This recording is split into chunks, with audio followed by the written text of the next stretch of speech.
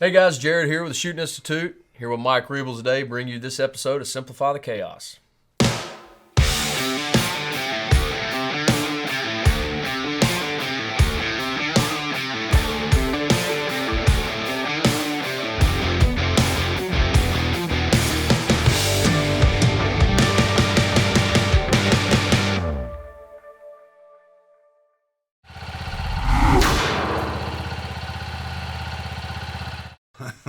Old Grumples, all right. So last week we did the kind of like the founder story, kind of where I started from with coming out of the SEAL team, starting TSI, where it started up in Indiana, and then basically naming everybody that has been involved in this this growth process of TSI. Basically throwing everybody under the bus. Throwing everybody under the bus. Everybody can get sued. And in doing that, we obviously mentioned you and kind of where you came into play. So we'll have some fun stories here for a little bit at some point in time. But tell me how obviously I know people that were talking, hey, there's a Navy SEAL coming to work here or whatever. But how did you hear about me? What did you think? And then our first interaction. First interaction I recall was when you gave me a call coming back from Indiana. Yeah. You had done you were in the academy, towards the end of the academy, and you had broke away that weekend and taught a class, which probably you weren't supposed to do, but you never did anything you weren't supposed to do. That's right. And you had heard, I was a sergeant on one of the night shifts, and you had heard you were coming to my shift, I believe it was, and so just introduced yourself. I knew you had been around, but I hadn't got a chance to actually meet you face to face. So, we probably talked for about an hour on the phone while I was tooling around at night, and you were driving back from Indiana. That's right. And because I'd flown. That's right. Yeah, I remember. Well, I remember talking to you because I remember it was raining. It was late at night, and I was trying to get to the academy because we had to be back Sunday evening. And I'd flown up Friday. We came out, and somebody flew down to pick me up Friday afternoon in that private airplane down there at Shelby County Airport. You said the weather was too bad to fly back. The weather was too bad to fly back. Yeah, so I had to rent a car and drive back. But yeah, I'd going up there and run classes.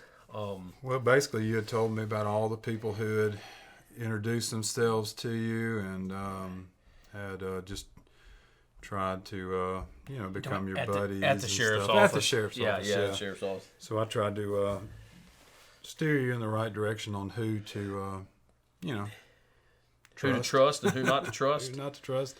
Who was Little did I know I shouldn't have trusted Reebals. Definitely.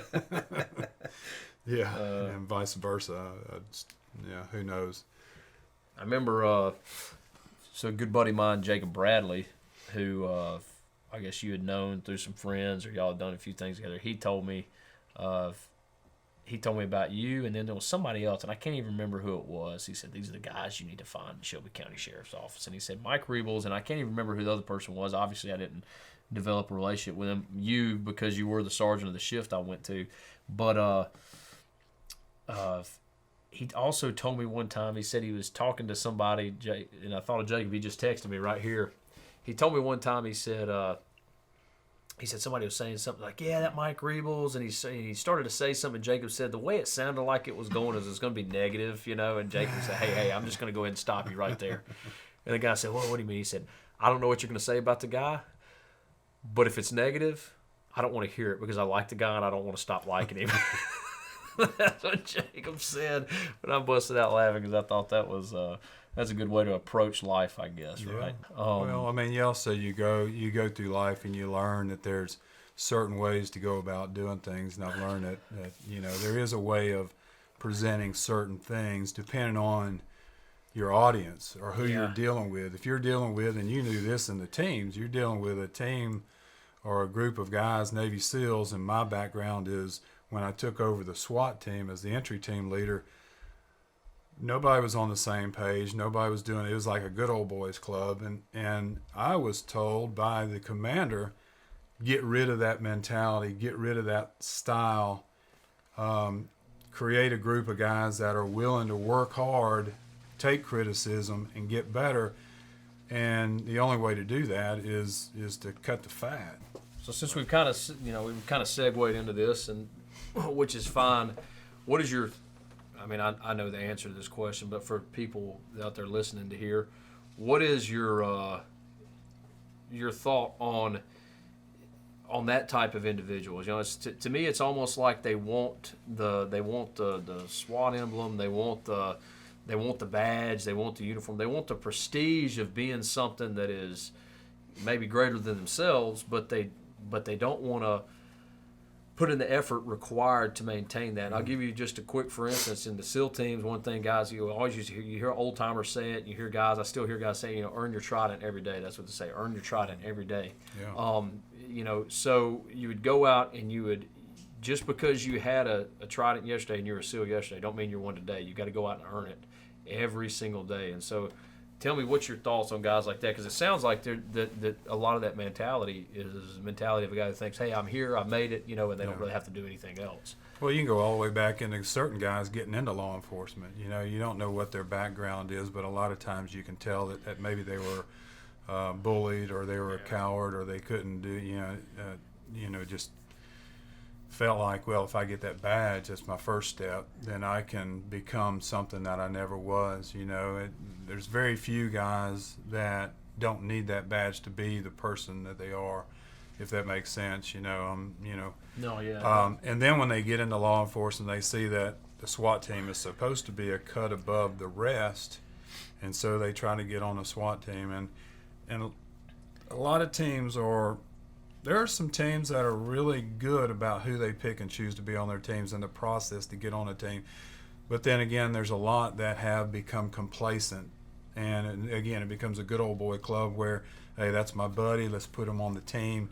We can create the man that we want, as opposed to bringing that man in there that you want, man or, these days, woman, and training them to be and we both kind of hate the operator that they're supposed to be, or the tactician that they're supposed to be. To me, a leader is not created. A leader already has the heart and the drive and the mentality to lead, but sometimes you have to mold them to become a good leader. I don't think you can become a leader by not having any of those what would you call it? Any of those characteristics or attributes, and then say, hey, read these books on leadership, and then bam, you're a leader. Be a leader. Yeah, it's not going to work. Now, you can read books from good leaders if you already have those attributes or characteristics and become a better leader. Right. Because there's a lot to learn, and there's a lot of ways of being a leader that, depending on who you're leading, it may work for this group, or it may not work for that group. It's like being a leader of a SWAT team is going to be different than, like, my wife is now a nurse manager, and she's having to lead these nurses. Well, you can't lead a group of nurses the same way you lead a group of team.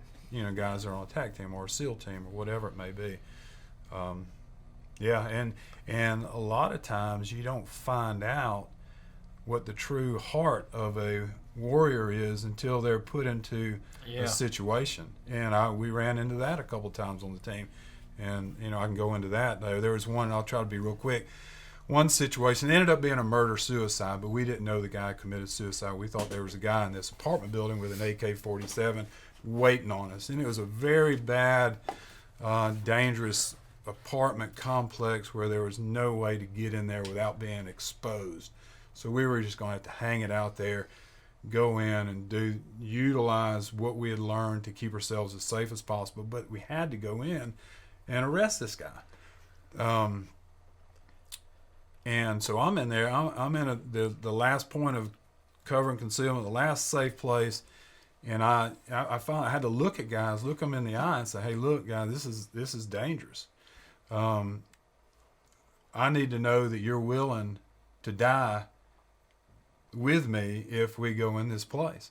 And I could see it in a couple guys' eyes, and they weren't willing, and I let them stay back. Or you can have someone point aside on that one and tell you, hey. Yeah, I'm not. I've got. I just got a young child, and I don't think this is for me. So up until that point, it was just fun being on the team, because we hadn't had any really tough situations like that. But there again, until you're faced with it, sometimes you really don't know what your own heart is, your own you're capable of doing yourself. So.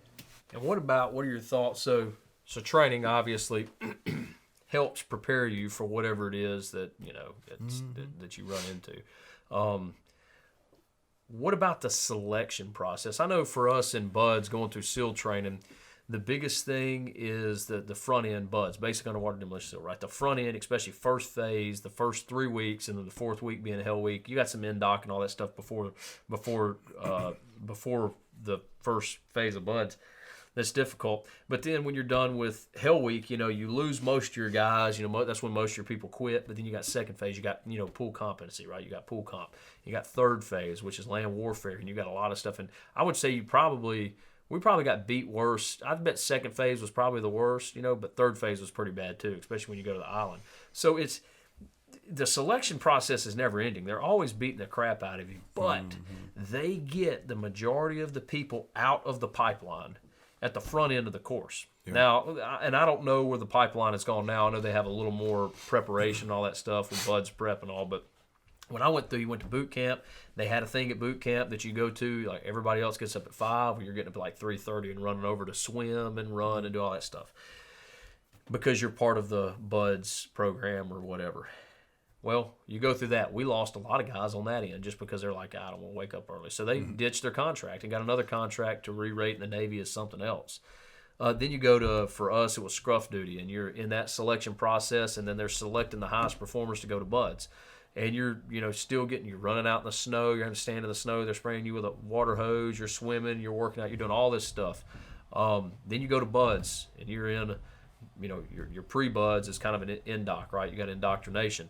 And you go through that process, which is a couple weeks long, and you're always testing. You're losing guys, and generally speaking, nobody's quitting at this time.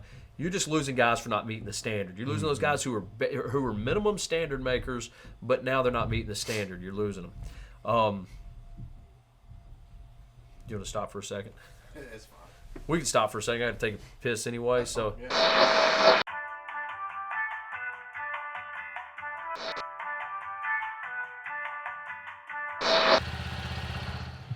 All right, about to announce the TSI shirt giveaway. The number that I shoot on our Wheel of Fortune is going to correlate with the name inside the application on Antifa's phone. All right, and you should be wearing iPro, just like in the Christmas story. Turn the machine off. Thank you, Grumples. Number 2. Number 2. SF Rick James 7. SF Rick James 7, congratulations. You just won yourself the best shirt you'll ever have.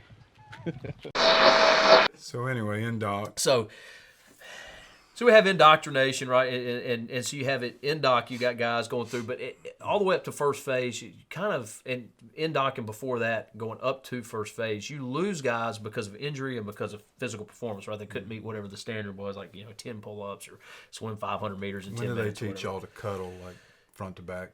Oh, we're always doing that. They don't have to teach that. Okay, that's just natural. That's kind of that's the kind of man that they bring in. Yeah, we did have this thing that they would always say when we were cold in first phase. Somebody would, Jared. You met Jared Ogden. Ogden. So you asked Ogden about this. We're class 264 his ROIC, but we called it man ball, and somebody hold up their hand and go man ball, and everybody would get together, make a big man ball so you could heat because it's San Diego's flipping cold, especially during the winter. It actually flurried on the beach Ogden. a little bit. Yeah, wow. Big Ogden and the man ball. We had telling stories before I get back into Indoc. Joe Burns. All right, crazy Joe Burns. If you look at the class 234 videos, Joe Burns is an old guy with white hair. He has like an old BUDS instructor. He's an officer. And one day he drove this old Jeep around. So he'd been in the SEAL teams forever. His brother was in. He was I don't know what command he was at that time. He was West Coast, and he went to East Coast to SEAL Team 6, and he went back out in the West Coast. I mean, he'd been all over. He'd been at every command. Everybody knows him, right? He's a crazy old mean guy. And we're in BUDS. Joe Burns comes driving by in his Jeep. And Ogden is, he's our OIC, leading the class on the run. We'd run to chow every day. So you'd run like 6 miles a day just going back and forth to the chow hall.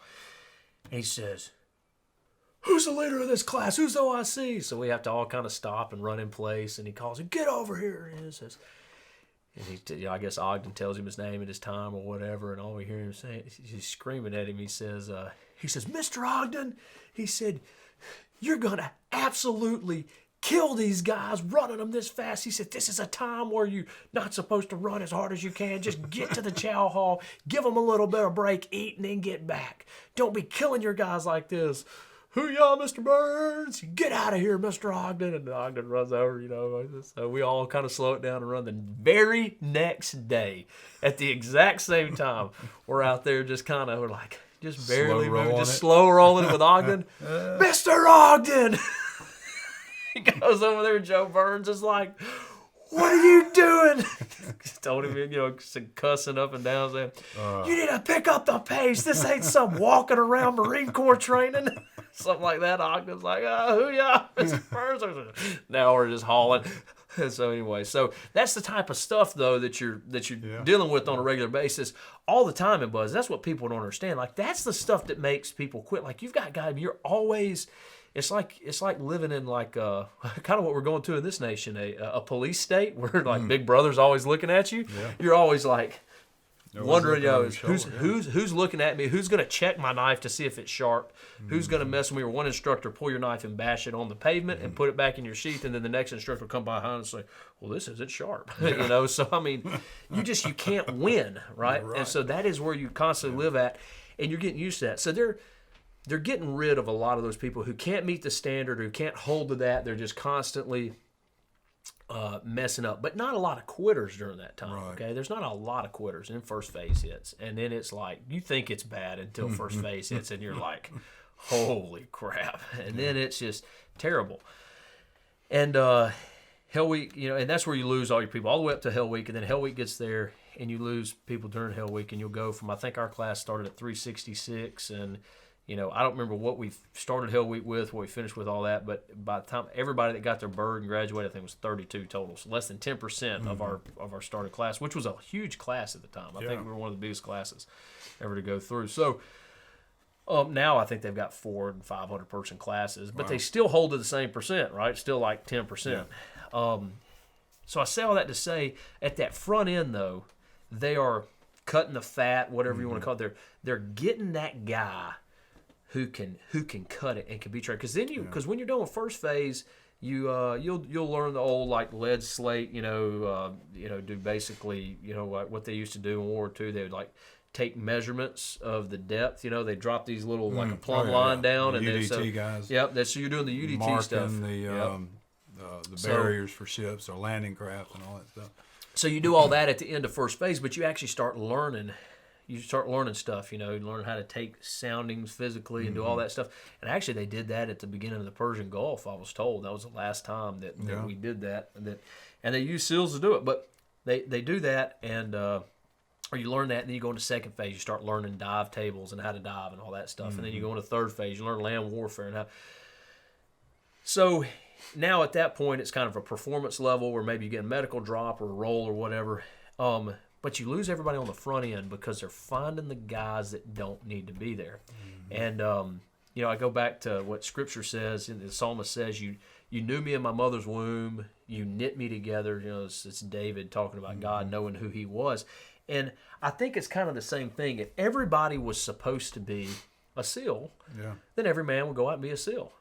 Or I guess women, well, there haven't been any women go through training yet, but I guess they've opened it up to women. And if everybody was supposed to, then guess what? Everybody would. But everybody wanted to be. Yeah, well, a lot of people don't want to be. A lot of people want to be, but still can't make it. But can't make it. And then a lot of people don't even want to try, And so now for law enforcement, you've got a lot of people that want to be a law enforcement officer, and oftentimes for the wrong reasons. Yeah. But there isn't a selection process that's put in place, it seems like, that cuts those people that shouldn't be there out. Is that an inaccurate assessment? Yeah, well, the problem is there's a lot of guys that want to be for the right reasons, and it's an honorable profession if you look at what it was created for. There's a lot of people that want it just for a job, easy job, retirement, and they think it's easy anyway. Sleep in a car, in the back alley somewhere. And wear the badge, have authority, and have the ability to take somebody's life. I've got that power. Some are just power hungry. But regardless, I think there was a time that the process was a lot tougher, and you could weed those people out that didn't need to be there. And our society though is such a coddling society that we don't want to hurt anybody's feelings. We can't say things liability wise.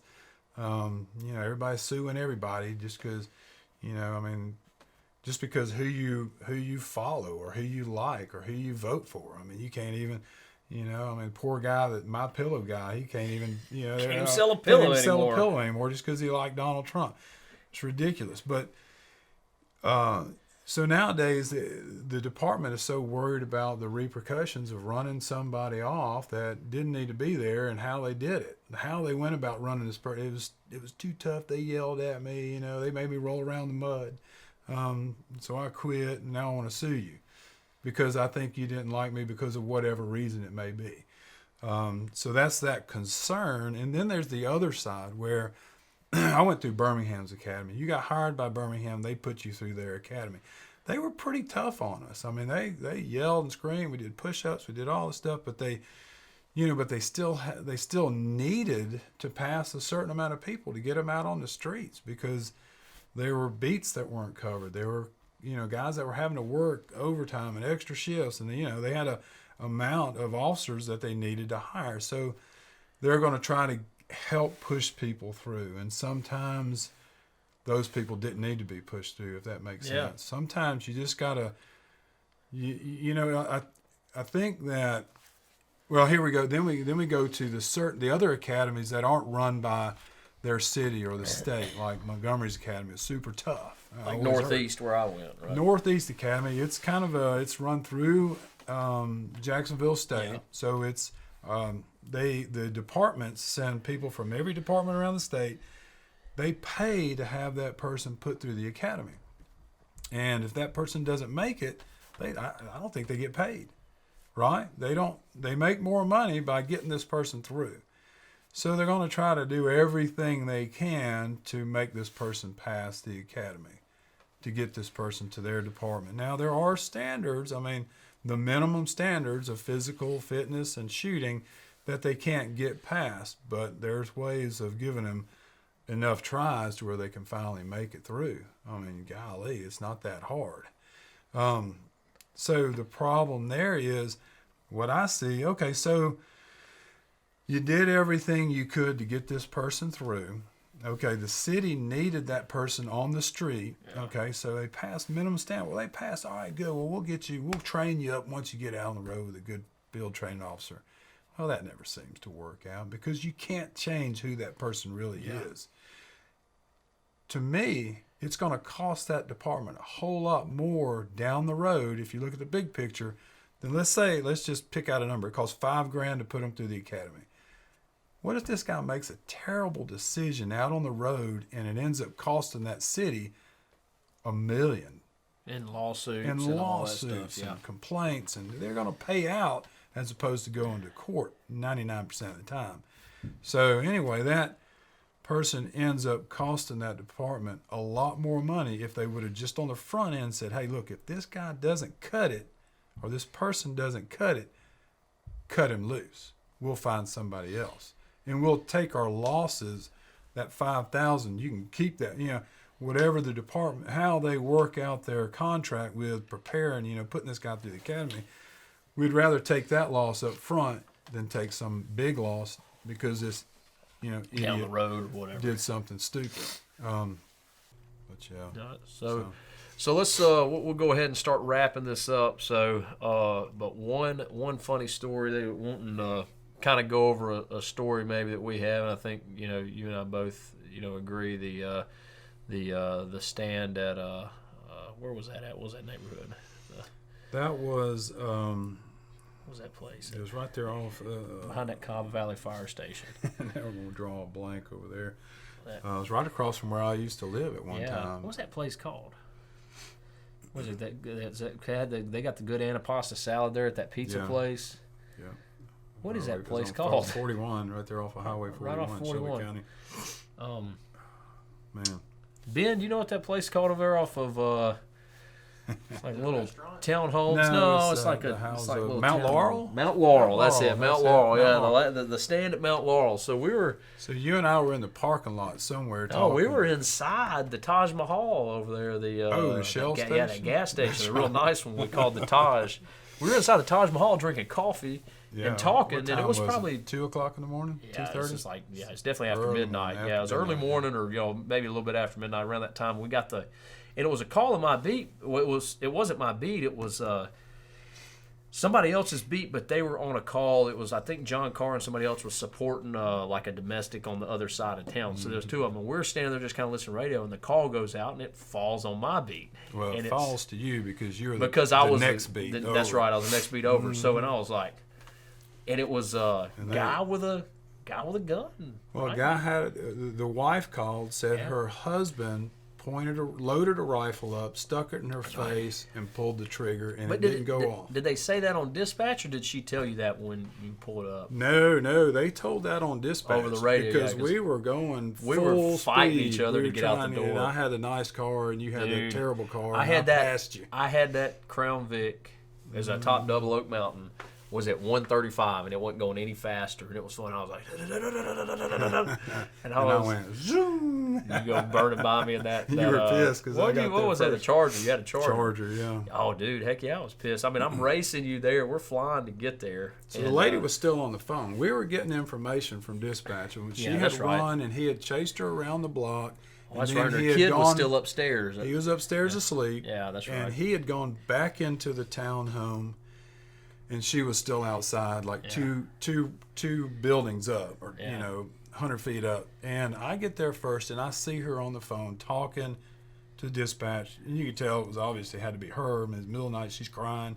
I get out, she's giving me information. She There was some pointed- neighbors outside too, right? Wasn't there? There might have been. I can't remember. I was focused on her, and you pulled up. Yeah, I and another pulled up. deputy pulled up. Was that when Matt pulled up? No. Matt wasn't there yet. It was me. I had pulled up, and then I ran. I remember you being there talking to her, and I ran by you, went up to the porch. Yeah. And I think it was a John Carr had run up. Yeah. John got there. So I got information on where he was. So we get up there and look in the window, and we see the guy deep guy's into in the there, room. yeah.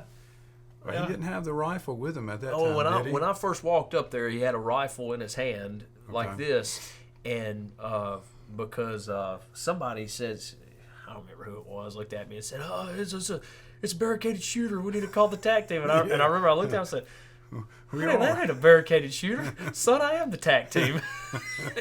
And then you walked up there, and by that time he had leaned it up. He was cussing at Yeah. us, looking out that big, it was like a big bay window. He was looking out the window, and He leaned it in that he was corner. behind that high-seated chair. Yeah. So you couldn't really see what he was doing with his hands. He leaned that rifle in that corner, though. Because remember, that stairs rifle were was right the there. stairs there. He leaned it in the corner by the stairs, and he had a Gatorade bottle in the other hand, if I remember right. So I went ahead and opened the door. We bum went rushed in. him. I had my gun out. No, yeah, I think when we went in, we opened the Yeah, door. we had our guns out. We opened the door. We hit little corners, and then Sweet went over to him. Kind of and- L-shaped him That's a little it, bit. L-shaped him, yeah. And, Because it was a little corner-fed room the way that went in. Yeah, within the stairs going up. So, and then the kitchen was off to our right, and I think I immediately You started had your- sliding. You had your It was gun. You crazy. had your gun out. I remember because I put my gun up first because I got the first hit on him because you had your gun out Yeah. and we were both closing in. And I put my gun up to go hands on him, and I grabbed his wrist, and he cussed me and pulled his hand. He had that Gatorade bottle still in his hand. Yeah. When he pulled his hand away, he dropped the Gatorade bottle, and he was turning like this. And you had your gun, and you're I could tell you were going back to put it in. His whole hand was all slow mo, and I just went poof, hit him, and you put your gun up, and man, We dragged, We got him we down. grabbed him, we slammed him on the Remember all ground, the and then we ketchup? all That's started ketchup, yeah. sliding because he had gone in the refrigerator and he took flipped out all the that stuff. His ketchup and eggs. mustard and eggs and bologna sliding and the egg everything yolk. was just spread out on the ground, and we were sliding across the floor, and then you wanted to say he bit you in the forearm, but I think you were feeding him your forearm. is Oh what you yeah, were no, doing. but I definitely And, He so we definitely bit. finally I mean, get I would him. have bit my forearm too if it was just Stuck in his all in mouth. his face right there. But I was on top of him. And then Glassford came in, and you were kind of up and down, slipping in that stuff. We were sliding and stuff, Yeah, and I was towards his Glassford head, came but in. around, and Glassford came I want to grabbing say his legs and stuff. kicked He Glassford kicked or Glassford, Judd. yeah. He was kicking those guys. They had to fall on his legs. He was a big dude. Yeah, we finally got him handcuffed and got him out of there. Yeah. But yeah, that was a trip. Yeah, that was pretty a funny. good time. And you know the craziest thing is, like, I don't even know. I wasn't even mad at him. No, we didn't That's care. like We were that's just the most fun I've had. Like, this we is were a blast. excited. We weren't sitting at the Yeah. Shell station still drinking coffee, bored out of our minds, trying to find something to do. But yeah, what a crazy night. That was funny. And the thing is, what was it? He had a 243 rifle or I had something? a 30-06 rifle. They put a 243 round in. Yeah, so he didn't. That's why he didn't Craig, blow his wife's that's head why off. if he would have killed his wife, Oh, had it been the absolutely. right round, would have killed his wife. Glad he didn't, but who Yeah. knows where he's at now? Maybe he found Jesus. Maybe he did. Hopefully he did. No, that's good, man. Appreciate you coming on the podcast today. We'll continue this talk about law enforcement, maybe military training, and some of the standards and stuff later. We can get into, my son's a cop. Yeah, my son, get so into he's a that. cop. Has had several incidents that we can Grumples, talk about. Grumples and Grumples Jr. Junior, yeah. So we'll bring him on and talk about some of his experiences, and you can talk military and law enforcement. So Him and Thickum served in the same unit together. Yeah. Which was the same unit I was in when I was in the National Guard. It's kind of funny. 150 years ago. Father, son, cops. Father, son, Army National Guard. Army National Guard. Army National Guard. Yeah. All right. So if you're listening to us, go ahead and subscribe. Go ahead and click that subscribe button. Subscribe to the podcast. Go over to YouTube, BitChute, Facebook, Instagram. Ben, what else we got? I know you know them. That's it. All of that's pretty, Rumble, Parlor, all those things. So apparently that's not it, right? Go to all of those social media Make up platforms. something. Yeah, I'm gonna look them all up. Keep just naming stuff. Go to those social media platforms. Follow us. Go to YouTube. Click subscribe. Check out some of the videos we've got. Listen up for the next podcast. We're gonna try to keep this content coming out to y'all on a regular basis. We love y'all. God bless you. God bless your family. God bless the USA.